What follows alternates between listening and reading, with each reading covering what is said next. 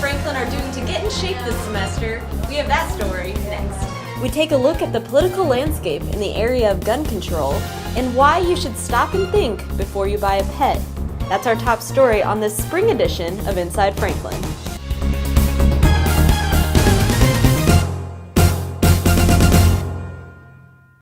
Hello and welcome to the spring edition of Inside Franklin. I'm Dexter Howard. And I'm Lauren Casey. If you are graduating from Franklin College next week and moving out on your own, you may be considering buying a pet to keep you company. But before you make the commitment to buying a dog or a cat, you may want to consider these hidden expenses.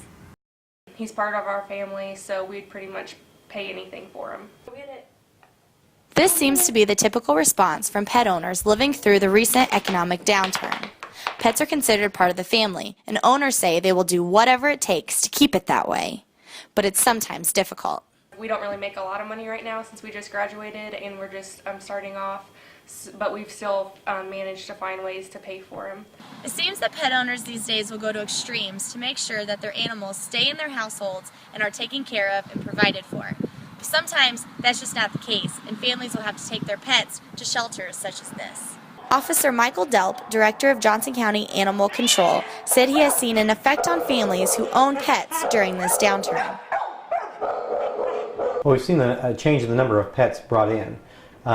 See a lot of people who are losing their homes, having to downsize, move into an apartment, or you might have a pet fee that they just can't afford. So we're seeing a lot of that, animals coming in from individuals who have to surrender them because they can't take them with them. Taking care of a pet is expensive. There are the initial costs of the pet, along with many other expenses. When we originally budgeted for a pet, we just really thought of food expenses, like maybe a yearly vet checkup. We want people to understand and know that it's going to be there is going to be an initial cost, and there's also going to be an ongoing cost. So before you decide to add another pet member to the family, be sure you take into account these hidden expenses that you might not expect. But if you are looking to buy a new pet, the animal shelter is a great place to start, and the Johnson County Shelter is located right here in Franklin. This year, Franklin College participated in a nationwide recycling competition and took home the top award for the state of Indiana. And in the spirit of going green, I was able to check out a new environmentally friendly car right here on campus. On this year's Earth Day, Franklin College got to sample the future of going green.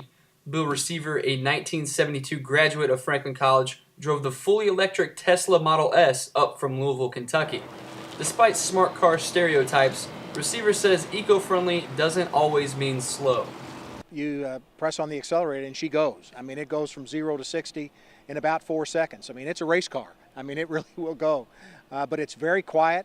It's a beautiful ride. The Model S runs on a battery that lasts about 250 miles on a full charge. The particular car that Receiver drove up to Franklin is being used for educational purposes, such as the Earth Day display on Day Mall. On his drive back to Kentucky, the Model S will produce less than half the carbon fuels of a typical internal combustion engine. Go Grizzly! So Dexter, do you think you'll be trading in your truck anytime soon for one of those new cars? I think as of now, I'm probably going to stick with Black Betty, which is what I call my truck. But Solid the Tesla choice. car did impress me with the horsepower. Kind of impressive. Right. The school voucher debate was still a hot topic this past legislative session at the Indiana State House. The StateHouseFile.com reporter Sam Quinn was at the Indiana General Assembly to follow the discussion. More than 9,000 Indiana students are attending private schools using vouchers in just the second year of the state-funded program. 20% of those students chose a school the state has rated as C, D, or F. Voucher critics say that number is alarming. Still, lawmakers are set to expand the program. Opponents say the program is taking funding away from the public schools that already have financial troubles. Terre Haute Democrat Tim Skinner says lawmakers should think about the budget implications on public schools when casting their votes. That ought to be as much on your mind as giving this minority of parents and this minority of students across the state of Indiana what they deserve as well. Our public school teachers, our public schools, our public school kids, and their parents deserve that same amount of credit. But proponents say vouchers create competition, which helps all Indiana schools, private or not. Voucher advocate Carlin Yoder says he wants lawmakers to give control to parents. We here in the legislature apparently have much more knowledge on where a kid can go to school than the actual parents. That's sad. The bill now goes to a committee where lawmakers will work to find an agreement on different versions of the bill.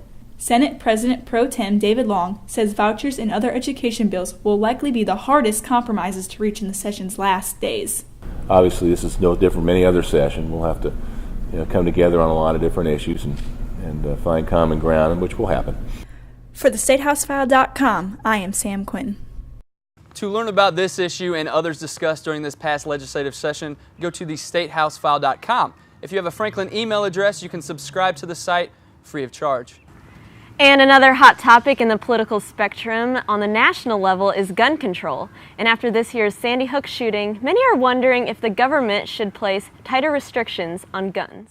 So nearly overnight, it seemed public opinion shifted to gun reform, and it's stayed there ever since. And so while it may be a little bit harder to get your hands on a firearm here in the near future, how are gun businesses faring right now? Greg Burge, co-owner of Beech Grove Firearms, says not too shabby. It's been a record 2012 closed with record sales, and 2013 has begun with record sales.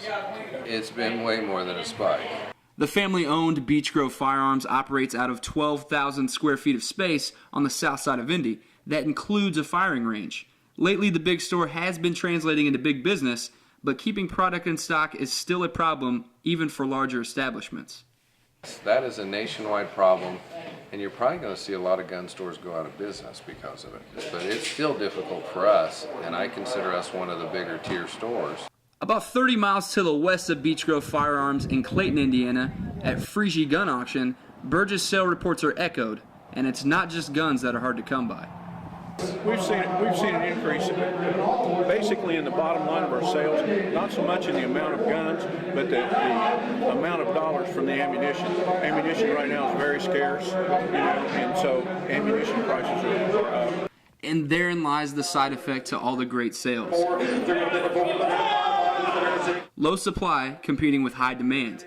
Right now things are very profitable even with the stock shortage, but owners know that change may still be on the reform horizon. At this point, worried. In about a year from now, I think it's really going to be interesting. Franklin students can feel more secure when connecting to the web this spring. The college has installed a new secure Wi-Fi network in areas across campus, and reporter Greg Margison shows us how to access this new service. The IT Services Department is experimenting with a new wireless network that aims to make connecting easier without decreasing security. The new network will no longer need the Bradford Persistent Agent, or requires students to have virus protection installed. The network works right now primarily in Old Main, but can also be seen in Shirk and JCFA. Although the network won't require clients to have antivirus, ITS still recommends having it installed and keeping it up to date. When you view your available Wi-Fi networks, you should see the new Franklin College Secure Wi-Fi as an option, in addition to the classic network. When you connect to it, you'll be asked for your FC login information. Log in once, and that's it. Enjoy your secure new connection. As the weather changes and students are trading in their jeans and sweatpants for shorts and tank tops, we have noticed quite a few new faces at the gym. Lauren talked with a few students to find out what they're doing to stay in shape this semester. I'm here in the Spurlock Center, and while it looks pretty empty right now while students are in class, this place gets pretty crowded later in the day.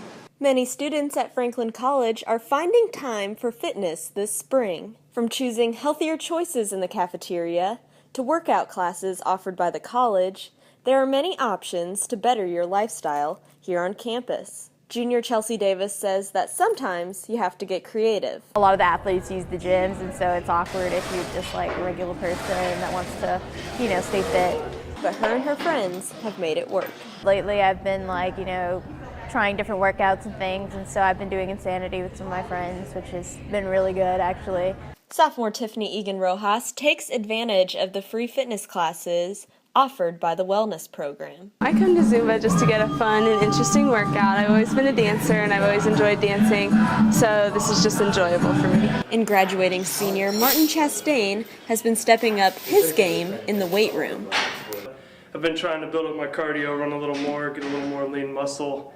I've been doing a lot of higher reps on bench and squat and things like that. But even with a good workout, fitness is all about eating right. I eat pretty healthy. I eat a lot of stir fries, had a lot of vegetables. I substitute chicken. So no matter what you do to stay healthy, Franklin College has the tools and space needed to get fit. Reporting for Inside Franklin, I'm Lauren Casey.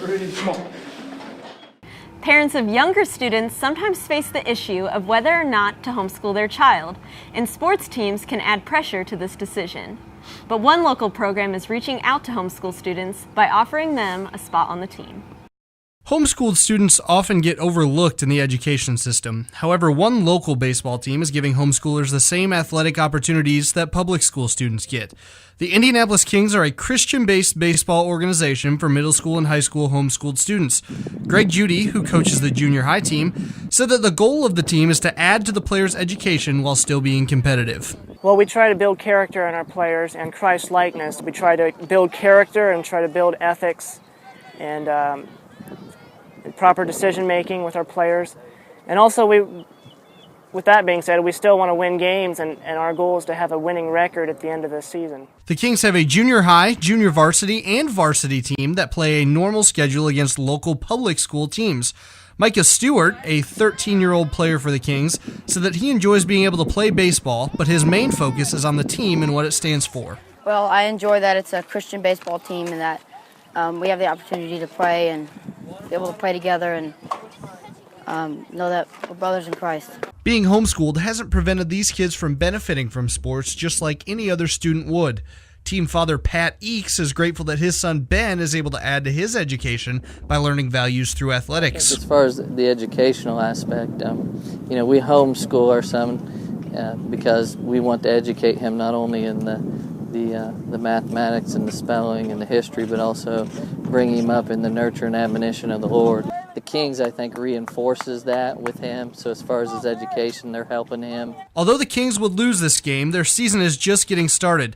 And with a strong and defined mission, win or lose, this season will certainly be a success. And we would like to thank WFCI's station manager, Alex Swenson, for bringing us that story. Well, Franklin students are still catching up on sleep from Grizzly Grand Prix weekend, especially the men of Sigma Alpha Epsilon who camped out in tents every night for Sig Stock. Well, we call it Sig Stock. We try to make it as much like Woodstock as we can without getting too rowdy, I think. We just set up tents out in the front yard, camp out all week long, listen to old style music.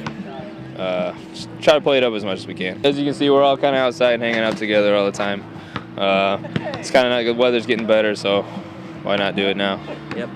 We try to play it as much as we can. Like if there's no one out here, we'll probably turn it off. And then we don't play it too far into the night because people need to sleep. So.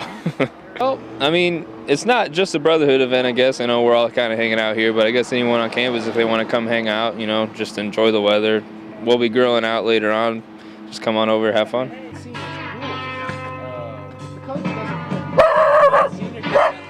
And that's all we have time for today. Thanks for watching this spring edition of Inside Franklin. I'd like to wish my co-anchor Dexter Howard best wishes as he graduates next week. Yeah, thank you, Lauren. It's been a great time working on the show. Thanks everyone that has helped work on it, and thank you guys for tuning in.